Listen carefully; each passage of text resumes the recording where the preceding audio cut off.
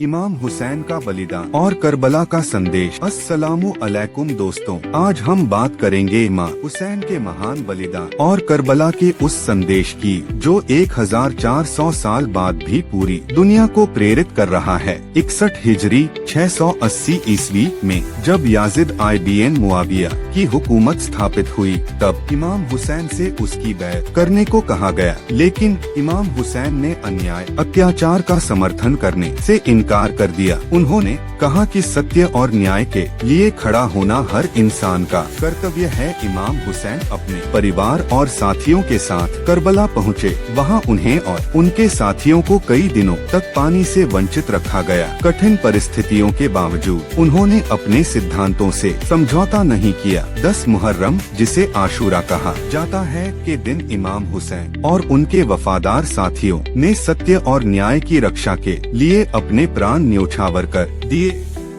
उनका बलिदान केवल एक युद्ध नहीं था, बल्कि मानवता, न्याय और सत्य की रक्षा का प्रतीक बन गया। करबला का संदेश सत्य के लिए डटे रहो, चाहे परिस्थितियाँ कितनी भी कठिन हो। अन्याय और अत्याचार के सामने कभी न झुको। धैर्य, त्याग और बलिदान महान मूल्यों की रक्षा करते हैं। इंसानियत, न्याय और नैतिकता सबसे बड़ी ताकत है। आज भी करबला का नाम सुनते ही साहस, बलिदान और सत्य की याद आती है। इमाम हुसैन का संदेश पूरी मानवता के लिए है कि सम्मान के साथ जीना और सत्य का साथ देना सबसे बड़ी सफलता है। इमाम हुसैन ने हमें सिखाया कि सिर कट सकता है, लेकिन सत्य और न्याय के सामने सिर झुकाया नहीं जा सकता।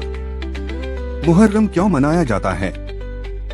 680 ईस्वी 61 हिजरी में करबला, वर्तमान इराक में इमाम हुसैन और उनके साथियों ने सत्य, न्याय और इंसानियत की रक्षा के लिए अपना बलिदान दिया। उनकी याद में मुहर्रम मनाया जाता है। करबला में क्या हुआ था? याजिद IBN मुआविया ने अपनी सत्ता को स्वीकार करने के लिए बैत की मांग की। इमाम हुसैन ने अन्याय का समर्थन करने से इनकार कर दिया। उन्हें और उनके परिवार को करबला में घेर लिया गया। कई दिनों तक पानी बंद कर दिया गया। 10 मुहर्रम आशूरा के दिन इमाम हुसैन और उनके साथी शहीद हो गए। आशूरा क्या है?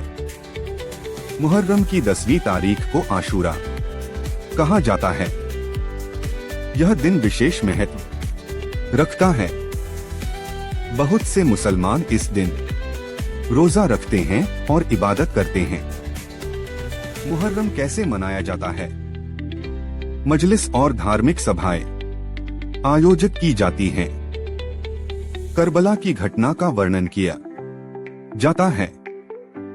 गरीबों को खाना और पानी वितरित किया जाता है।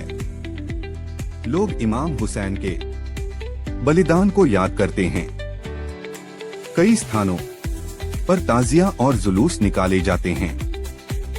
करबला का संदेश सत्य का साथ देना, अन्याय का विरोध करना, धैर्य और त्याग की भावना रखना, इंसानियत और न्याय की रक्षा करना